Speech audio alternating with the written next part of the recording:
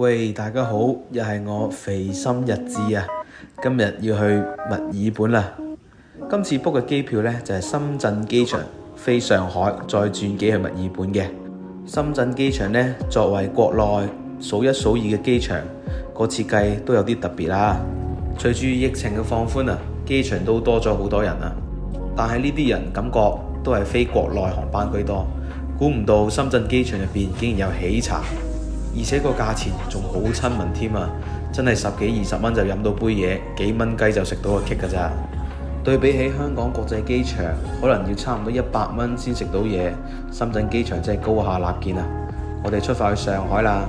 我有個朋友都差唔多時間去墨爾本，但係佢都同我講係冇直航機啊，香港。佢搭嘅呢係澳洲航空啊，香港飛去悉尼之後再轉機落墨爾本啊。個票價貴我哋好多，佢 total 要成7000幾蚊，但係我哋咁樣飛呢，就4000幾蚊嘅啫。而且估唔到嘅係飛澳洲航班係咁少乘客嘅。我哋當初登機嗰陣呢，好多位都冇得揀啊，俾航空公司 lock 死咗。人少啲仲正啊，跟住我就可以瞓低，全程瞓足9粒鐘啊。同埋個 service 勁好啦，咁啲空姐空少呢都 keep 住行嚟行去，叫你扣好個安全帶啊，問你需唔需要飲嘢啊。咁果然人少啲呢，個 service quality 真係可以明聽到。話咁快就到咗墨爾本啦。呢邊搭的士呢，出市區真係好貴，差唔多成200-300蚊，講緊係10零20公里嘅路程，我覺得太貴啦，所以都係搭穿梭巴士好啲。市區入邊嘅輕鐵呢，就唔使俾錢嘅，有 free zone 嘅。放好啲嘢去酒店之後呢，就去附近食個 lunch 先。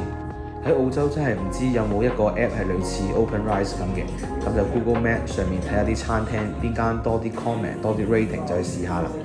咁呢個 Steakhouse provide 呢兩個 set lunch 咧都幾唔錯嘅，但係就有啲貴啊！呢兩樣嘢加埋就差唔多5嚿水噶啦。個 menu 上面有啲字咧，真係睇都睇唔明啊，要問下佢哋先知。Day 2我哋就搭巴士去 Box Hill 附近拎車啦。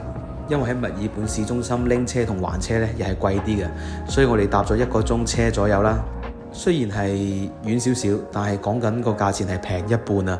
即係你市中心拎車租車嘅話呢，要成2000蚊，但係你用呢1個鐘時間呢，就可以慳翻1000蚊。咁喺澳洲租車，梗係以錢為主啦。咁第一次租，梗係租一啲平啲嘅、細價啲、容易揸啲嘅，因為喺陌生嘅地方揸車呢，咁大架好容易揩親噶嘛。拎完車之後呢，就沿住大洋路一路揸落去啦。呢個地方就叫 Point Edith 啦。咁喺 Google Maps 上面見到個 rating 幾高嘅，就入去睇下先。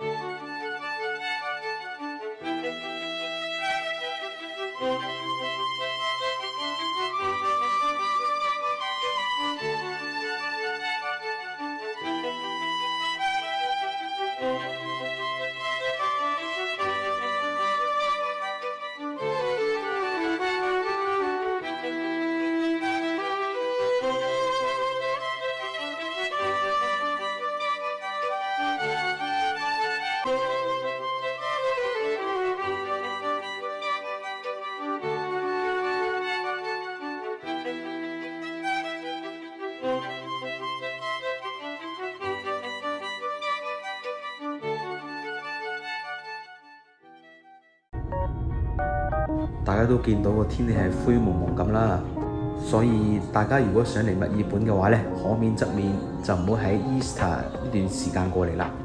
因為墨爾本嘅天氣呢，將會係陰天啦、落雨啦，同埋充滿泥濘嘅。咁我哋就要喺 Apollo Bay 嗰度住1晚啦，第2日先出發去12門徒石。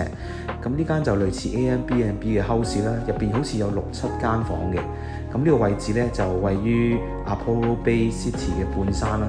咁其實都幾開揚嘅，入邊有好多間房啦，有廚房等等啦。其實我本人呢，就麻麻地 Airbnb 嘅，但係你嚟到呢啲鄉村嘅地方都冇咩酒店可以揀噶啦，咁唯有住下 Airbnb 體驗一下小鎮嘅風情啊！喺澳洲呢啲鄉下地方，夜晚真係冇咩街燈嘅，返屋企呢，真係純粹憑運氣嘅咋。最好呢，就2個人，即係大家幫手睇下望一望左右有冇啲坑啊，最驚就係架車跌咗落個坑度。憑藉我喺香港揸的士嘅經驗呢，咁都係十分之淡定嘅，十分充滿經驗嘅，都可以好順利咁安全地返到屋企。始終都係天氣嘅影響比較大啲。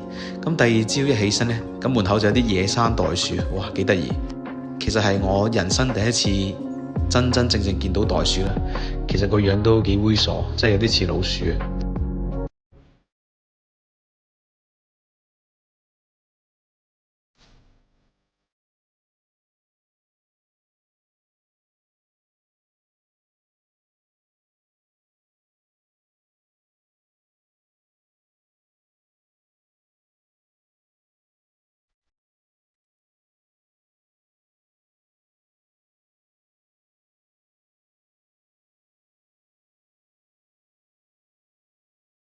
一大早起身影完個航拍呢，就即刻要出發啦，因為仲要去十二門徒石咧，去完之後仲要揸翻去墨爾本嘅市中心。咁連續落咗幾日雨呢，咁我影出嚟啲相啊片啊都普普通通，冇話特別靚。十二門徒石係嚟墨爾本必嚟嘅景點之一啦，有直升機導航啦。咁我哋下一條片再 update 大家啦，拜拜。